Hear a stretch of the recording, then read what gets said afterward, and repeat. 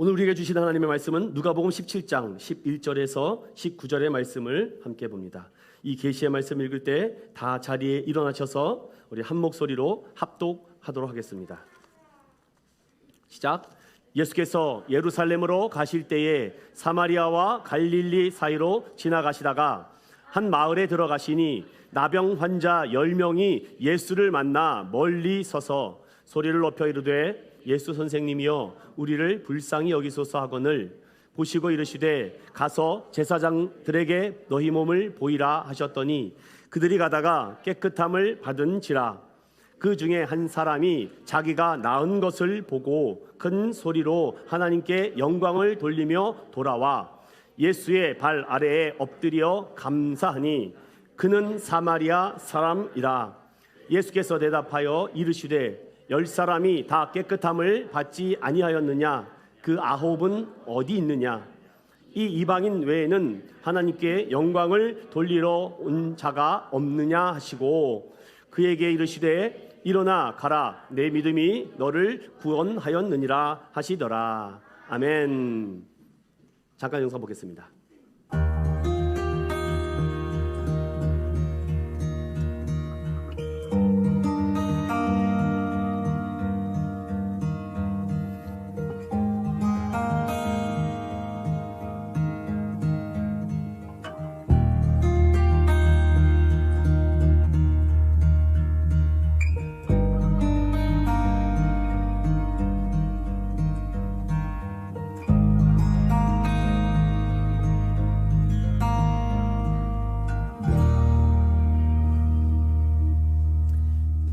우리 추수감사합니다. 하나님께 영광의 박수 돌리겠습니다.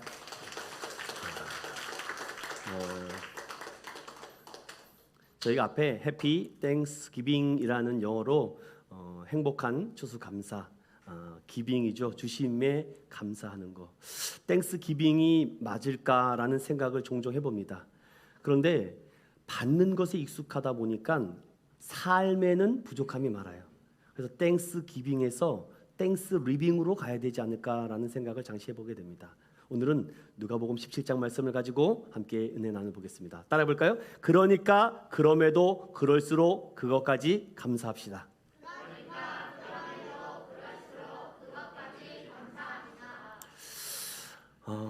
우리 어린이들이 있으니까요 좀 재미있는 얘기 한번 해볼까요? 아마 아시는 분들 알 텐데 이렇게 감사를 하다 보니까 감사에 대한 예화와 이야기들이 많더라고요. 바포 목사님 중에 최율도 목사님이라는 분이 계십니다. 어렸을 때에 어머니에게 아주 재밌는 이야기를 들으면서 큰 깨달음을 얻었던 한 이야기를 제가 잠깐 들려드릴게요. 한 순례자가 어머니가 아들 일도에게 하는 말입니다. 한 순례자가 산을 가다가 이상한 소리가 들려서 숲을 바라보니까 웬 호랑이 한 마리가 있는 것을 알고 몰래 가다가 그만 호랑이에게 발각이 될 거죠. 그래서 이 순례자는 기도를 합니다. 하나님 제발 제 목숨 좀 살려주세요. 간절히 기도합니다. 그랬더니 옆에서 부시럭 이상한 소리가 들려요. 호랑이도 똑같이 기도하고 있는 거죠. 호랑이는 어떻게 기도하고 있었을까요? 일용할 양식을 주셔서 감사합니다. 일도는 어머니의 그 얘기를 듣고 야 이거 어떻게 해야 되지? 일도야 누구 기도를 하나님이 들어주셨을까?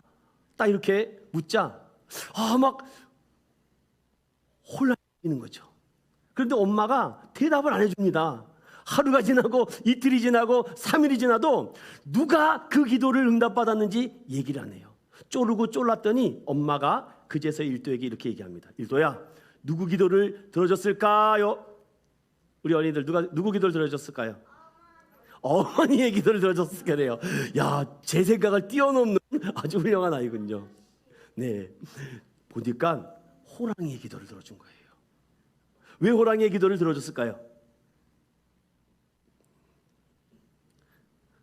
순례자는 살려달라고 기도했는데 호랑이는 감사 기도를 드렸기 때문에 하나님은 감사 기도를 먼저 응답해 준다라는 것입니다.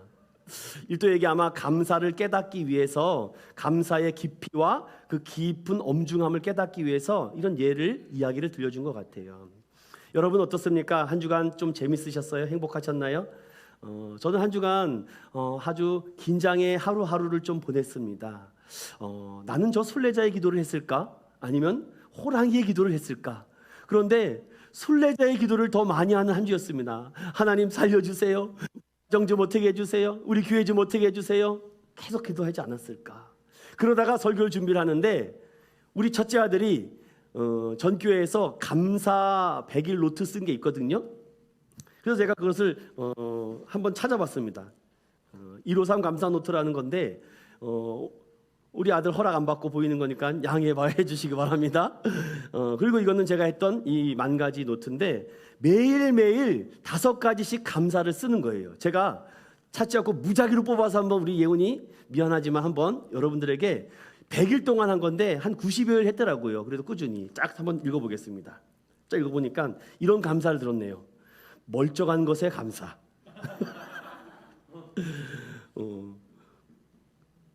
토요일이어서 감사. 일기를 써서 감사. 여러분 이런 감사를 우리 아이가 100일 동안을 꾸준히 해왔다는 것입니다. 그런데 참 감사라는 힘이 어떤 요구하는 것보다 더 강하다는 것을 제가 우리 아들이 쓴 감사 노트를 보면서 또 알게 됐죠. 그래서 여러분들에게 좀 이런 말씀을 좀 시작하면서 이 감사에 대해서 한 번 더 깊이 묵상해 보고 싶어요. 나는 목회자로서 그러니까 그럼에도 그럴수록 그렇까지 감사했을까? 그렇지 못했던 것 같습니다. 오히려 하나님 나에게 이것저것 요구하는 기도를 드리지 않았을까? 여러분은 어떻게 이 마지막 남은 한 달여 정도를 감사로 한번 마무리해 보시겠습니까? 하나님께 한 줄 감사의 힘이 오히려 어떤 요구하는 것보다 더 큰 힘이 있을 줄로 믿습니다. 오늘 말씀이에요. 예수님께서 예루살렘과 갈릴리 사이로 지나가십니다. 지나가는데 멀리서 누가 고함을 치면서 부릅니다. 예수여 예수여 나를 불쌍히 여겨달라고. 예수 선생님 나 좀 불쌍히 여겨주시면 안 될까요? 예수님이 멀리서 보니까 나병에 걸린 10명의 사람들이 가까이 오지도 못한 상태에서 부르짖습니다. 예수님은 멀찍이 서서 그들을 향해서 이렇게 말씀하시죠. 너희의 몸을 제사장에게 보여라. 그 말이 떨어지자마자 즉시 그들은 예루살렘에 있는 성전에 그 제사장에게 몸을 보이러 가게 되죠. 아니 그런데 여러분 예루살렘까지 거리가 가까운 거리가 아닙니다. 나병의 몸으로 장거리를 간다는 것은 절대 쉬운 일이 아니죠. 그럼에도 불구하고 그들은 예수의 음성을 듣고 성전으로 갑니다. 그런데 가는 도중에 나병이 깨끗이 나았다는 것이죠. 여러분 얼마나 오랫동안 이 악성 피부염에 힘들고 시달린 그 인생이 몸이 치유가 되었다는 것을 깨닫는 순간 얼마나 기쁨과 감사가 넘쳤겠습니까? 근데 성경은 오늘 이 17장 11절부터 19절의 말씀에 이렇게 연결합니다. 그 중에 한 사람이, 따라해 봅시다. 그 중에 한 사람이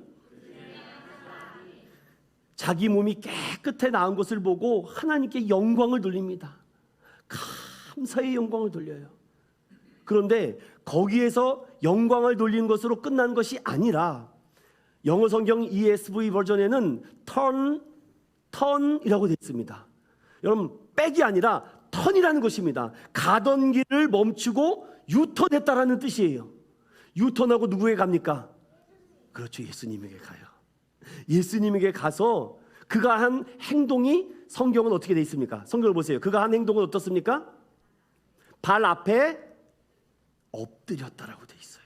엎드렸다. 딱 엎드리죠.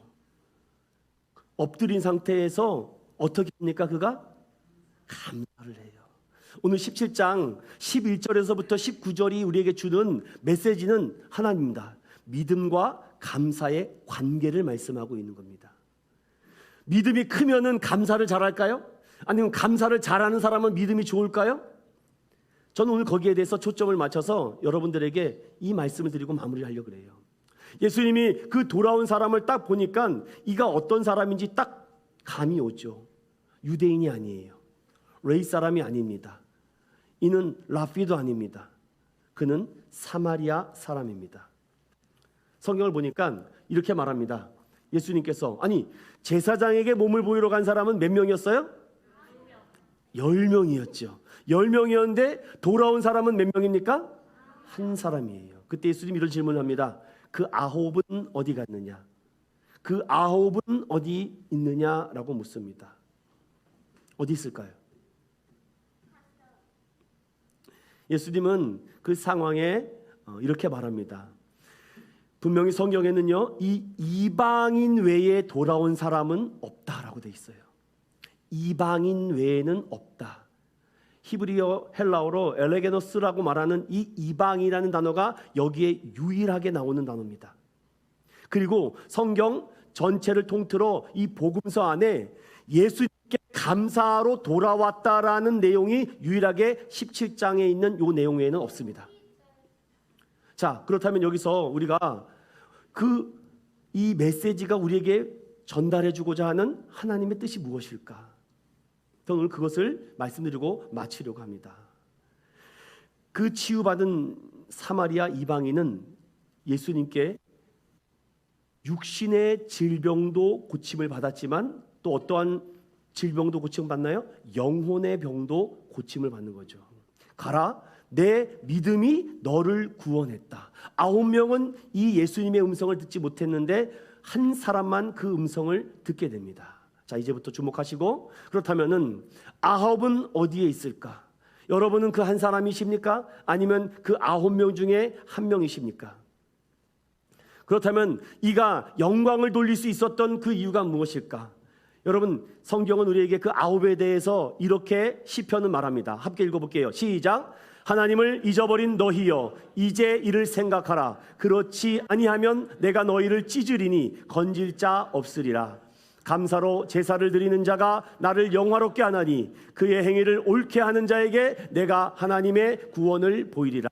아멘. 성경은 하나님을 잊어버린 사람, 감사와 영광과 은혜를 잊어버린 사람 무섭습니다. 찢어버린다. 성경이 이렇게 거친 표현이 있죠. 그런데 감사로 제사를 드린 자는 어떻게 된다고 합니까? 영화롭게 하나니 그 행위를 옳게 하는 자 구원해 주겠다는 것입니다. 그래서 누가 영광을 돌릴 수 있을까? 오늘 이 11절부터 19절을 제가 한 100번 정도를 계속 읽다 보니까 다 암기가 돼버렸어요. 그러다 보니까 누가 영광을 돌릴 수 있을까? 세 가지가 딱 발견이 되더라고요. 그 전에 먼저 고린도전서 10장 31절에 다 하나님의 영광을 위하여 하라. 무엇을 하든지, 대부분 먹든지 마시든지까지는 기도 하나님 감사합니다 하는데 무엇을 하든지에는 초점을 못 맞춰요. 여러분은 이게 반대가 돼야 됩니다. 무엇을 하든지 마시든지 먹든지로. 그런데 우리는 대부분 먹을 때는 감사기도 드리죠. 마실 때도 감사기도 드리는데 무엇을 하든지 감사할까요? 누가 영광을 돌릴 수 있을까? 오늘 본문은 이렇게 세 가지로 정리합니다. 따라해 봅시다. 첫 번째, 간구하는 간절한 믿음을 가진 자. 여러분 여기 보십시오. 그들이 큰 목소리로 외치지 않습니까? 다윗의 자손 예수여, 예수여 선생님이여. 여기서 선생님이라고 이렇게 부릅니다. 이 선생님이라고 부르는 것은 원래 디다케 칼로스라는 헬라어를 쓰는데 여기에는 다른 단어를 써요. 이거는 제자들이 예수님을 부를 때 쓰는 단어를 독특하게 쓰고 있죠. 즉 무엇입니까? 이 10명의 나병 환자는 예수님이 누구인지는 알고 있었다는 거죠. 이전에 이미 나병 환자를 고치고 눈먼 자, 앉은뱅이를, 귀머거리, 그 다음에 귀신 들린 사람을 고쳤던 이야기를 그들은 들었기 때문이죠. 간절한 믿음을 가진 자가 영광 돌릴 수 있다. 자, 두 번째, 말씀에 즉시 순종하여 믿는 자. 그들은 말씀을 듣자마자 의심하지 않았습니다. 즉시 순종하여 제사장에게 몸을 보이러 갔죠. 자, 그런데 제가 여기서 드리고자 하는 이런 상투적인 말을 하려고 하는 것이 아닙니다. 왜냐? 여러분들 간절하잖아요. 저도 간절합니다. 저도 간구하는 간절함이 제 안에 있습니다. 그것 때문에 영광 돌릴 수 있을까요? 자, 말씀을 들었습니다. 그럼 말씀에 순종합니다. 저도 말씀에 순종합니다. 여러분도 말씀에 순종합니다. 그 사람들이 영광 돌리나요? 물론 간절한 믿음을 갖고 있는 사람, 아니면 즉시 말씀에 순종하는 사람도 영광 돌릴 수 있겠지만, 저는 여기서 하나 더 발견했습니다. 진짜 영광 돌리는 사람은 돌아오는 사람입니다. 돌아오는 사람이에요. 교회로 돌아오는 사람, 고학교로 돌아오는 사람. 역대상 말씀을 보면은 스스로 겸비하여 여호와 하나님의 얼굴을 구하는 자 내가 고쳐주겠다라고 말씀합니다. 여러분은 지금 돌아오셨습니까? 돌아오는 사람이 영광 돌리는 것이구나. 저는 그동안 영광 돌리는 믿음이 아니었던 것입니다. 사랑 믿음의 성도 여러분, 우리는 돌아오는 은혜가 있어야 돼요. 그래서 그럴수록 그거까지도, 여러분, 저는 여기서 이 나병 환자들의 또 다른 하나님의 은혜를 받았습니다. 여기 있는 영혼들은요, 이미 예수님을 만났다는 것 자체가 은혜 아닌가요? 꼭 병이 치유돼야지만 회복된 건가요? 주님의 음성을 직접 들을 수 있었다는 게 은혜 아닌가요? 여러분 어떻습니까? 하나님, 내 병을 고쳐달라고 해서 내가 말씀대로 순종하고 간절한 믿음으로 기도했는데 여러분의 뜻대로 되던가요? 안 된 경우가 더 많잖아요. 그러다 보니까 영광 돌리지 못하는 겁니다. 영광 돌리지 못하는 연약한 믿음이 생기는 거죠. 그러니까 감정의 기복이 엄청나게 생겼다 줄어들죠. 누가 영광을 돌릴까? 전 성경을 계속 유심히 살펴볼 때 돌아와라는 이 세 글자가 계속 눈에 들어왔습니다. 왜냐, 저 역시도 어렸을 때부터 말씀을 들으면서 자랐습니다. 어떻게 살아야 되는지, 하나님의 자녀로서 어떻게 살아가야 되는지 너무나도 잘 알아요. 그런데 영광 돌리지 않더라고요. 교회 문 밖에 나가면은요, 영광 돌리기보다는 짜증내고 화내고 갈등과 평안이 없었습니다. 그런데 유턴해야 돼요. 돌아오는 자가 감사하는 믿음의 사람인 걸 알았습니다. 우리 사랑하는 인천교회 모든 성도들은요, 한 사람도 빠짐없이 여호와께 돌아와 감사하는 믿음의 사람이 되시길 축원합니다. 제가 이제 마지막으로 이 말씀을 드리고 마칠게요. 한번 생각해 봅시다. 그러면 여러분은 은혜만 받는 다수입니까? 아니면 감사와 영광을 돌리는 소수입니까? 감사와 영광을 돌리는 소수는요, 그러니까 감사합니다. 그럼에도 감사합니다. 그럴수록 감사합니다. 그것까지 감사합니다. 성경은 은혜만 받으려고 하는 성도들 때문에 예수님이 상처받으세요. 나는 감사와 영광과 예배를 원하는데, 주님은 물어보십니다. 은혜를 잊어버리고 감사를 놓쳐버리는 인생에 찾아와 주님 질문하십니다.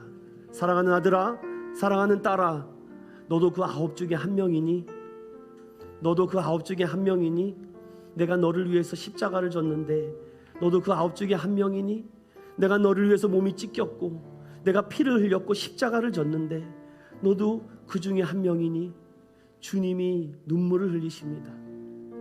내가 너에게 원했던 거는 영광 받기 위한 거. 영광이 무엇입니까? 감사가 무엇입니까? 바로 예배자입니다. 예배를 드리는 거예요. 예배 받으시기 원하신 하나님, 추수감사주일의 진정한 의미가 무엇일까요? 너무 감사해서 예배를 드리는 겁니다. 몸으로, 마음으로, 물질로, 모든 것으로 예배자가 되는 거죠.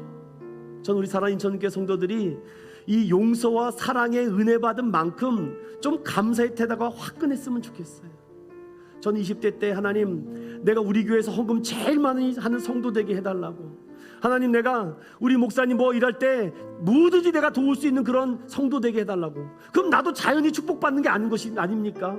목적이 달라요. 감사의 창조주 하나님을 내가 만난 그 순간부터 내 안에 있는 육신의 질병은 이미 치유가 됐더라고요. 보니까 그 질병을 더 이상 병이라고 생각하지 않고 은혜로 받아들이니까 감사가 나와요. 목회자가 돼서 너무 감사합니다. 말씀을 전하는 종이 돼서 너무 감사합니다. 사랑하는 부모님이 있어서 감사합니다. 또 아빠라고 불러줄 수 있는 아들들이 있으니 감사합니다. 또 여보라고 불러줄 수 있는 아내가 있으니 너무 감사합니다. 지금은 볼 수 없지만 나중에 천국에 가서 만날 수 있는 그 사람들을 만날 수 있게 해주시니 감사합니다. 여러분, 뭔가 감사의 태도가 화끈해야 되지 않을까요? 여러분 한번 이렇게 인사합시다. 우리 감사와 태도가 화끈해집시다. 사랑하는 믿음의 성도 여러분, 오늘 이 짧은 시간에 따라해 봅시다. 어제도 오늘도 지금 이 순간도 감사합니다. 감사로 준비시키십니다. 감사로 예배하게 하십니다. 감사로 깨어있게 하십니다. 그때 진짜 하나님이 자녀가 되면 돌아오는 거예요. 여러분 너무 잘하셨어요. 이제라도 돌아와 주셔서 정말 주님 기뻐하십니다. 사랑하는 딸아, 내가 얼마나 기다리고 있었는지 아느냐? 사랑하는 아들아, 내가 얼마나 기다리고 있었는지 아느냐? 내가 너를 오기만을 기다렸다. 누가복음 15장은 잃어버렸던 탕자가 돌아올 때 그 기쁨으로 맞이한 것입니다. 사랑하는 믿음의 성도 여러분, 오늘 우리가 이 찬양을 고백할 텐데요, 하나님 감사합니다. 주님께 감사할 것밖에 없습니다. 왜? 그러니까 감사하죠. 그럼에도 감사해야죠. 그럴수록 감사해야죠. 그것까지도 감사하고, 그렇게 하시지 아니하실지라도 감사하는 저와 여러분 되시기를 예수님의 이름으로 축원드립니다.